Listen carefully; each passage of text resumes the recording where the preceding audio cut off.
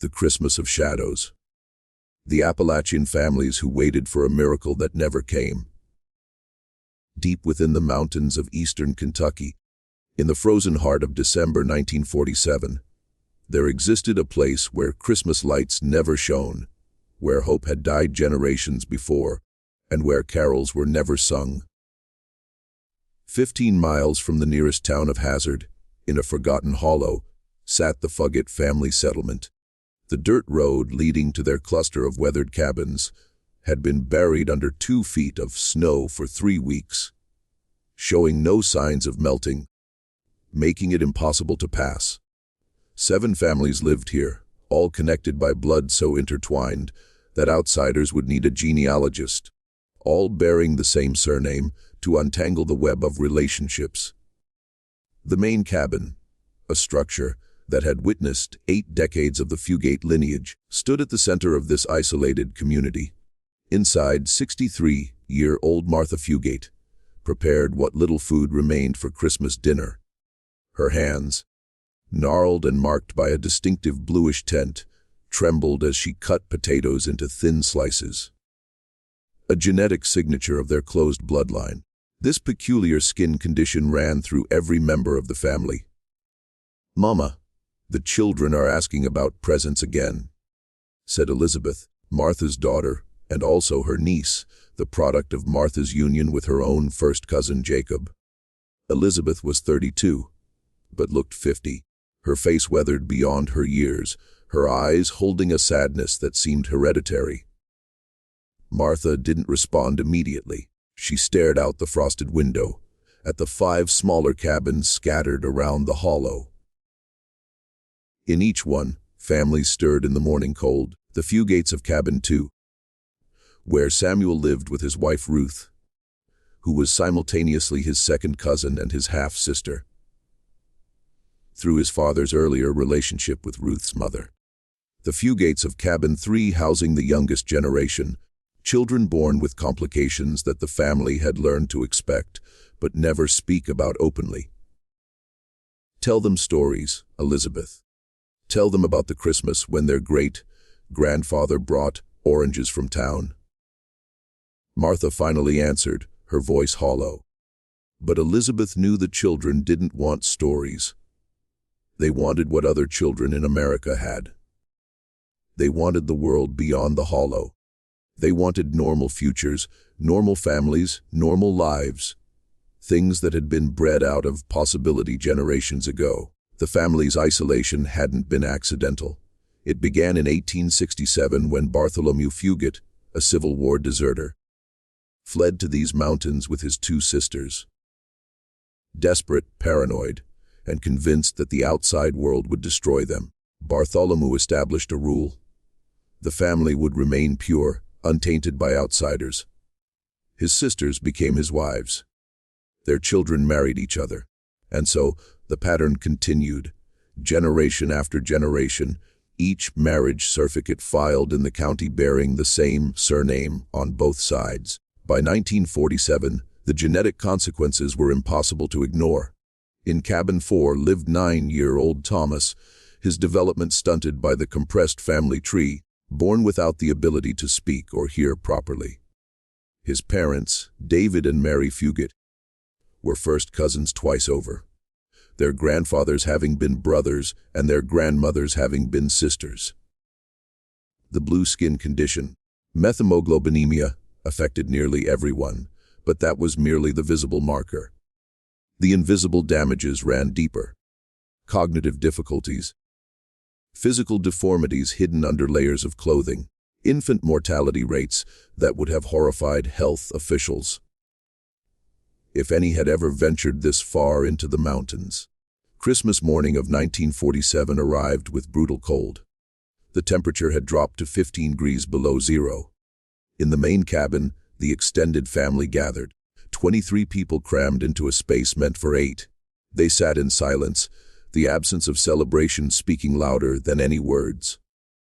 Young Rebecca, 13 years old, daughter of Elizabeth and her husband William, who was Elizabeth's uncle, stood and spoke the question everyone had been avoiding. "Why can't we leave? Why can't we go to town and live like normal people?" The silence that followed was suffocating.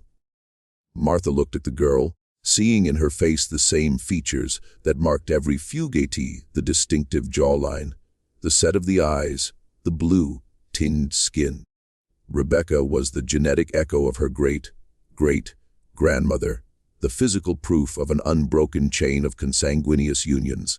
"Because, child," Martha began, her voice breaking, "we are fugates, and fugates stay with fugates." It was the family creed passed down like a curse. But that Christmas morning, for the first time in 80 years, someone challenged it. "Then we're prisoners," Rebecca said quietly, "prisoners of our own blood." The words hung in the cold air like a prophecy. The family's records told a story that medical science would have classified as a catastrophe. In a wooden chest beneath Martha's bed lay 80 years of documentation: birth certificates, marriage licenses, death records. Each page revealed the systematic narrowing of the genetic pool. Dr. Franklin Hayes from Hazard had visited the hollow only once, in 1932, 15 years before this Christmas. He had been shocked by what he found. Multiple generations living simultaneously, many unable to articulate their exact relationship to each other because the connections were too complex, too layered. You have families here where a man's wife is his second cousin, his third cousin, and his fourth cousin simultaneously through different branches. Dr. Hayes had written in his private journal, obtained years later by county historians, "The children show signs of recessive genetic disorders I've only read about in medical texts. Their isolation has created a living laboratory of genetic compression." But Dr. Hayes's report had been filed away, forgotten. The fugates were too remote, too hidden, too much of an embarrassment for authorities to address. In cabin 2 that Christmas Day, Samuel Fugate sat with his wife Ruth, examining their youngest child, 6-month-old Daniel. The baby's eyes didn't track movement properly. His responses to sound were delayed. Ruth wept silently, having hoped that this child, their fifth, might somehow escape the genetic burden that marked his siblings. Their oldest, 12-year-old James, had been born with a club foot and learning difficulties. Their second child, 10-year-old Sarah, functioned at the level of a 6-year-old. The third and fourth children had died in infancy, their small bodies unable to sustain life beyond a few weeks. "We knew," Ruth whispered to Samuel. "We knew what we were doing was wrong, but Mama said, this is how it's always been done." Samuel, whose own parents were brother and sister, understood the weight of that tradition better than anyone. His father, John Fugate, had preached the family doctrine with religious fervor. Outsiders brought disease, betrayal, and destruction. Only by keeping the bloodline pure could the family survive. But survive for what? Samuel looked around at the poverty, the ignorance, the suffering. This wasn't survival. This was a slow extinction dressed in the language of family loyalty. Across the hollow in cabin 3, the Christmas gathering had turned tense. Benjamin Fugate, 45 years old, had committed an unforgivable act the previous summer. He had traveled to Hazard and spoken with a woman there, an outsider named Catherine Morrison. They had exchanged letters. He had considered, for the first time in his life, the possibility of marrying someone who didn't share his last name, his bloodline, his genetic destiny. His mother, Agnes, Martha's sister, and also her cousin, had discovered the letters. The confrontation had been brutal. "You would betray us," Agnes had screamed. "You would pollute our blood with an outsider. Our blood is already poisoned." Benjamin had shouted back, "Look at us. Look at what we've become." The relationship with Catherine had ended. Benjamin had been forced to marry his second cousin, Helen, in a ceremony that felt more like a funeral than a wedding. Now, 6 months later, Helen was pregnant, and Benjamin lay awake at night, wondering what kind of child would be born from this union. The genetic mathematics were damning. Benjamin and Helen shared 6.25% of their DNA, 8 times more than random strangers. Their child would carry a significantly increased risk for recessive genetic disorders, birth defects, and developmental problems. And everyone in the hollow knew it, even if they never spoke about it directly. Martha's own history exemplified the progression. Her parents had been first cousins. She had married her first cousin. Her children had married their cousins. And now her grandchildren were beginning to reach marriageable age, facing the same limited pool of genetically similar options. On that Christmas afternoon, as snow began to fall again, Martha opened the wooden chest and spread the family documents across her bed. She traced the lines, the marriages, the births, the deaths. The pattern was unmistakable. Each generation produced fewer viable children, more complications, more suffering. In 1867, Bartholomew's 2 sister wives had produced 12 children between them. By 1900, those 12 had produced only 23 surviving children. By 1925, those 23 had produced just 18 who lived past age 5, and now in 1947, the newest generation numbered only 11 children, several with significant health challenges. The family wasn't just isolated. It was imploding, collapsing under the weight of its own genetic redundancy. As darkness fell on Christmas Day, the families retreated to their separate cabins. No gifts had been exchanged. No feast had been prepared. The holiday had passed like any other day in the hollow, marked only by the collective awareness that something fundamental was broken and had been for a very long time.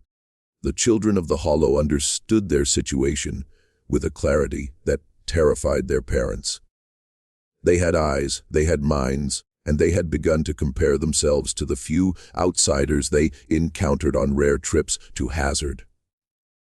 Rebecca Fugate, the 13-year-old who had spoken out on Christmas morning, kept a secret journal hidden in the woods. In it, she had documented everything she had observed about her family. "We are not like other people," she had written in November. "Mama says it's because we're special, because we are pure Fugates. But I've seen the children in town. They don't have blue skin. They don't struggle to read like James does.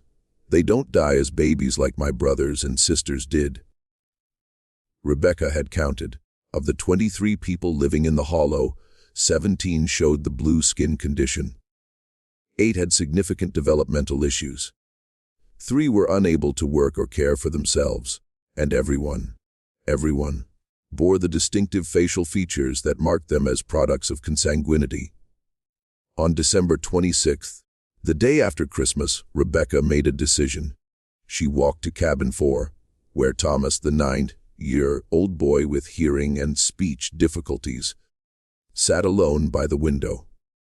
Despite his challenges, Thomas had learned to communicate through gestures and expressions. Rebecca had spent years learning his language. She showed him her journal. She pointed to the words, to the observations, to the conclusions she had drawn. Thomas's eyes widened as he understood. Together they visited the other children. Quietly, secretly, they shared what Rebecca had discovered: the pattern of marriages, the genetic concentration, the consequences visible in every cabin, in every family member. "We're trapped," Rebecca explained to Sarah, the 10-year-old functioning at a 6-year-old level. "Our parents were cousins. Our grandparents were cousins. Everyone here is related to everyone else in ways that make us sick." The truth, once spoken, couldn't be unspoken. That evening, the children gathered in secret in the woods behind the main cabin. 11 young people ranging in age from 7 to 15, all bearing the genetic signature of compressed ancestry. They made a pact. None of them would marry within the family. None of them would continue this pattern. The cycle would end with their generation.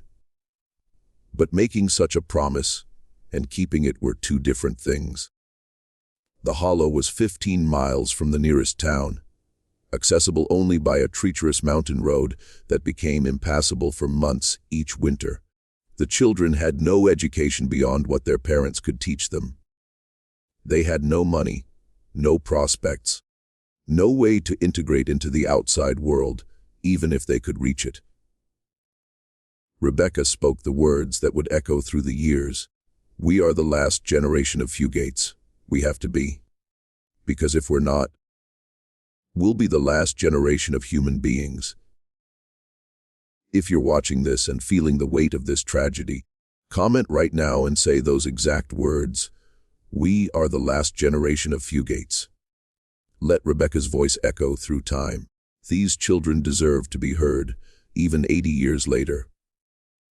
3 days after Christmas, on a bitter cold morning, Benjamin Fugate made a decision that would shatter the hollow's isolation forever. He loaded his truck with what little gasoline remained and drove to Hazard.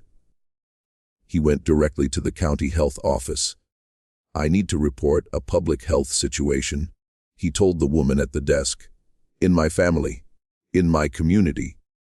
The official who met with him, a stern woman named Mrs. Patricia Coleman, listened with growing horror as Benjamin described the hollow, the generations of consanguineous marriages, the genetic conditions, the children suffering from preventable disorders because the gene pool had been artificially restricted for 80 years. How many people are we talking about? Mrs. Coleman asked. 23 currently living, but the cemetery behind the main cabin has 67 graves. Most of them children who didn't make it past their first year. Mrs. Coleman's face went pale. For 67 infant and child deaths, over 80 years, that's not counting the miscarriages and stillbirths. Those weren't recorded. The investigation that followed would take years, but it began that day with Benjamin's testimony. With his betrayal of the family code of silence, the arrival of the health officials in January 1948 felt like an invasion. 3 cars made it up the snow-packed road, carrying doctors, social workers, and a county representative. They came with clipboards, cameras, and a mandate to document what they found. Martha Fugate stood on the porch of the main cabin, her blue-tinged hands gripping the railing, watching as outsiders entered the hollow for the first time in decades. Behind her, the family gathered, frightened, defensive, ashamed. Dr. Robert Morrison, no relation to the Catherine Morrison whom Benjamin had courted, led the medical assessment. His examination of the families revealed the scope of the genetic crisis. This is one of the most concentrated examples of consanguinity I've ever encountered outside of isolated island populations. He wrote in his official report, the methemoglobinemia alone affects 74% of the current population. But the deeper genetic impacts are more severe. Cognitive impairment in 35% of individuals, physical deformities in 48%, and an infant mortality rate of approximately 60% over the past 8 decades. The social workers documented the living conditions, the poverty, the lack of education, children who had never attended school, adults who couldn't read beyond a 3rd grade level, families living in structures that lacked running water, electricity, or adequate heating. But the most damning documentation came from the genealogical analysis. A geneticist from the University of Kentucky, Dr. Sarah Blackwell, spent 3 days constructing the family tree. What she produced was unlike anything in the medical literature of the time. Bartholomew Fugate appears as the progenitor in 1867, Dr. Blackwell explained to her colleagues. His unions with his 2 sisters produce the 2nd generation. From there, the tree doesn't branch outward, as normal family trees do.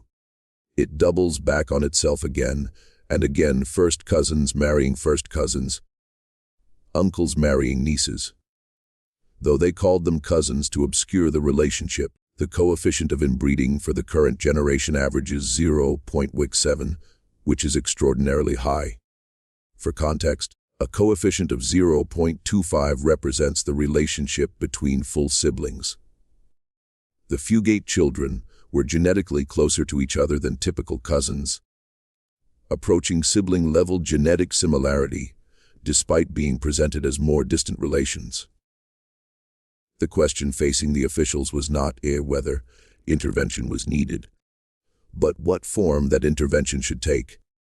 Agnes, Martha's sister, cousin, confronted the doctors with fury. "You have no right to judge us. We've lived our way for 80 years. We've survived without your help, without the outside world." Dr. Morrison responded gently but firmly. "Mrs. Fugate, survival isn't the same as thriving. Your infant mortality rate is 12 times the national average. The children here are suffering from preventable genetic disorders. This isn't about judgment. It's about health, about giving these young people a chance at full lives. You want to destroy our family?"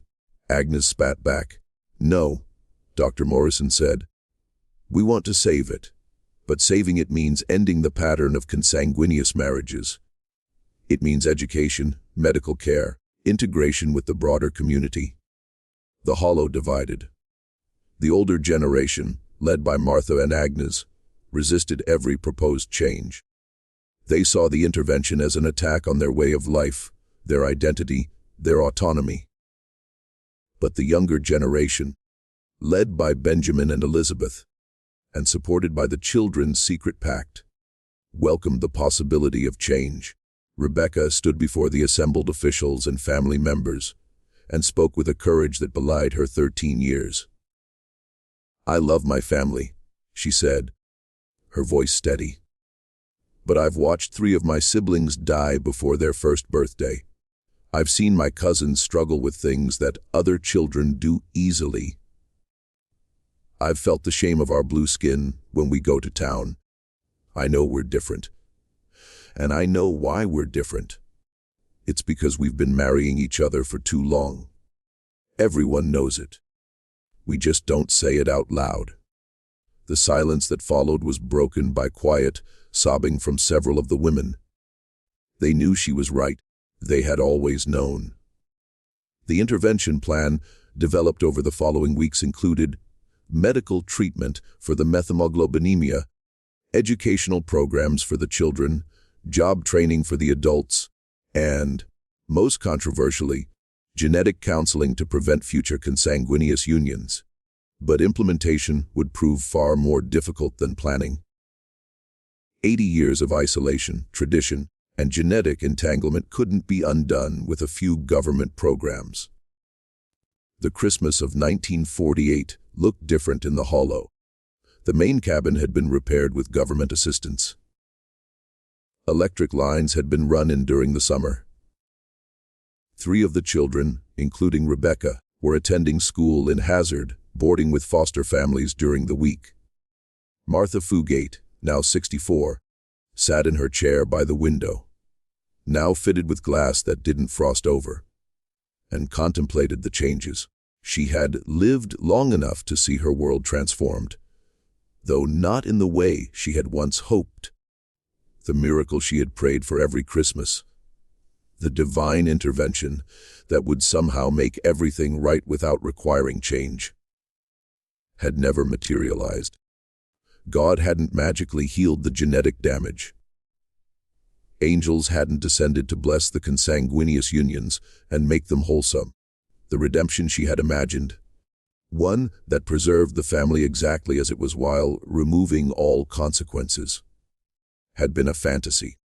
But a different kind of hope had emerged, painful and difficult, requiring sacrifice and transformation. Benjamin and Helen's baby had been born in April 1948 in a Hazard hospital, the first Fugate in 3 generations to be born outside the hollow.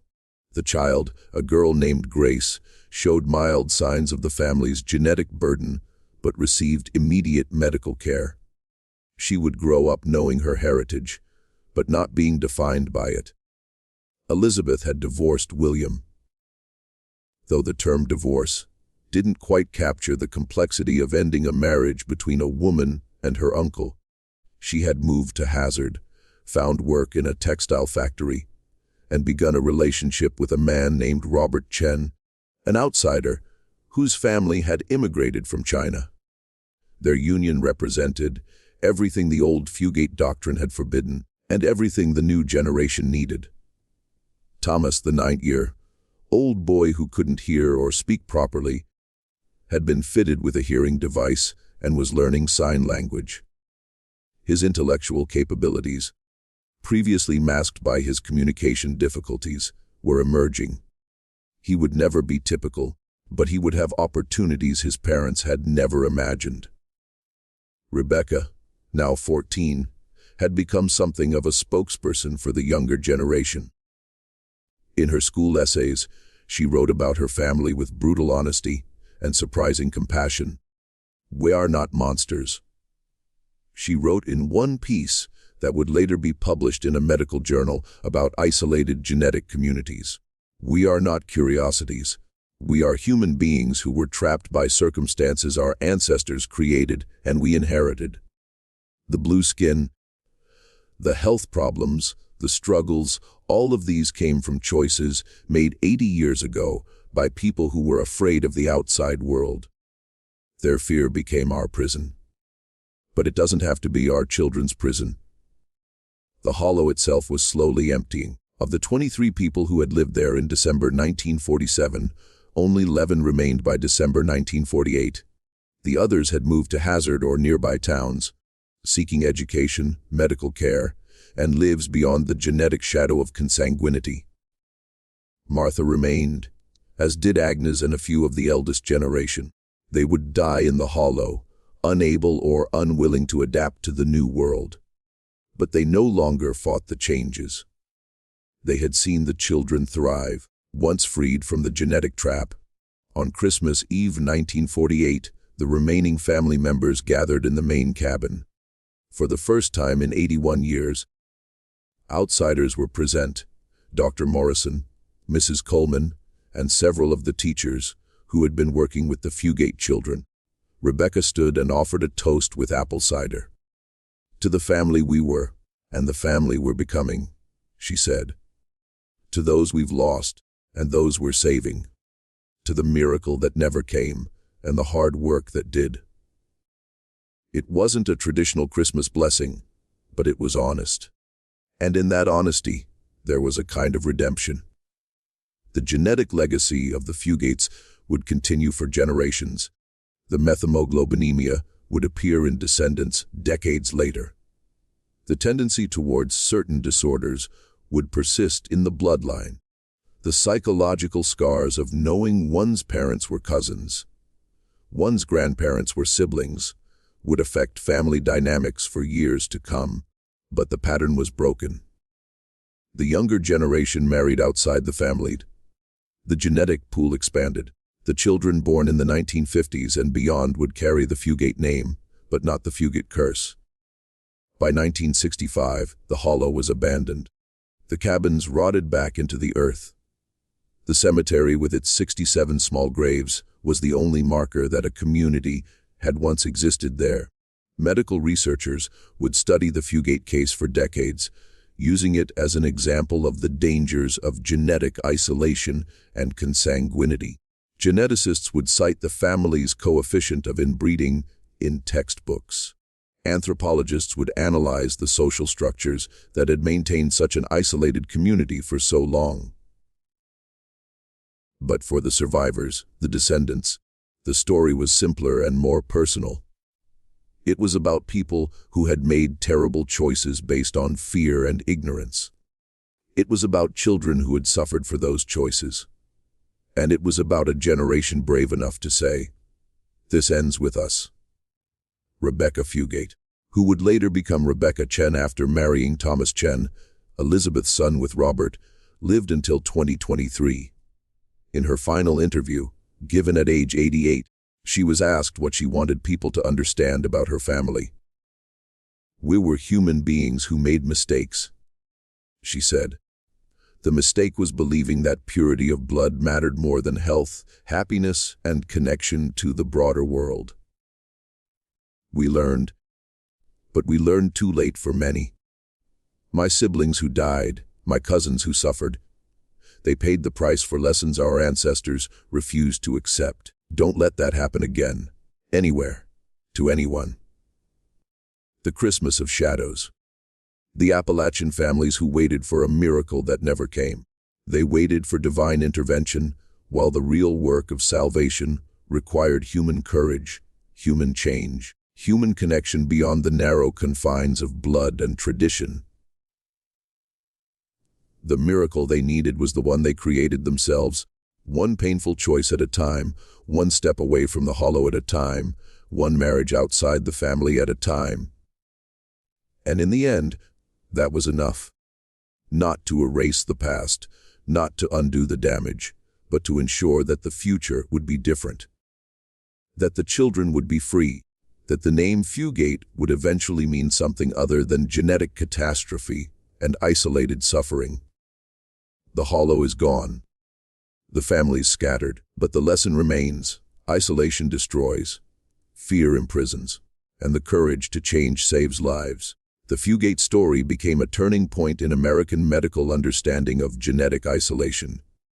By the 1970s, genetic counseling programs specifically referenced the Kentucky Hollow as a cautionary example. Rural health initiatives targeted isolated communities to prevent similar situations.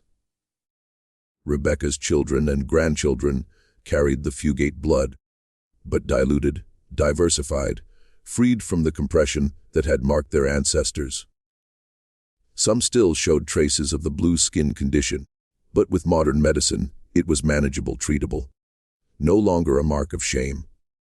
The cemetery in the abandoned hollow, with its 67 small graves, was eventually documented by the Kentucky Historical Society in 1989. Each tiny marker told the same story, a born and died within months, victims of a genetic lottery they never had a chance to win. Martha Fugate died in 1952 in the main cabin, surrounded by the few family members who had chosen to stay. Her final words, recorded by her daughter Elizabeth, were simple. "Tell them we didn't know better. But once we knew, some of us tried to change." That epitaph could serve for the entire community. Ignorance, then knowledge, then the agonizing work of transformation. The Christmas of 1947 had been their turning point. The moment when a 13-year-old girl asked the question no one else dared to voice. The moment when truth broke through 80 years of silence. The moment when the miracle they had been waiting for revealed itself not as divine intervention, but as human determination. Today, genetic testing and counseling are standard practice.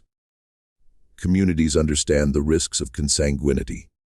The mistakes of the Fugates don't have to be repeated, but their story must be remembered, not as a curiosity or a spectacle, but as a tragedy born of fear and isolation, and as a testament to the courage required to break generational curses. The families who waited for a miracle that never came eventually realized they had to become the miracle themselves. And in doing so, they saved the generations that followed. If you made it this far, you understand why stories like this matter. And if this story moved you, if it made you think, if it reminded you that real human tragedies deserve to be told with honesty and respect, please hit that like button and share this video. These stories need to reach people who can learn from them, who can ensure that isolation and fear never again trap families the way the Fugates were trapped. Subscribe to this channel for more hidden histories, more untold stories, more truths that society tried to bury but that we refuse to forget. The Fugates deserved better. Their descendants deserved better. And by remembering them, by learning from them, we honor their suffering and their survival. The hollow is silent now, but the echoes of what happened there still speak to us, if we're willing to listen.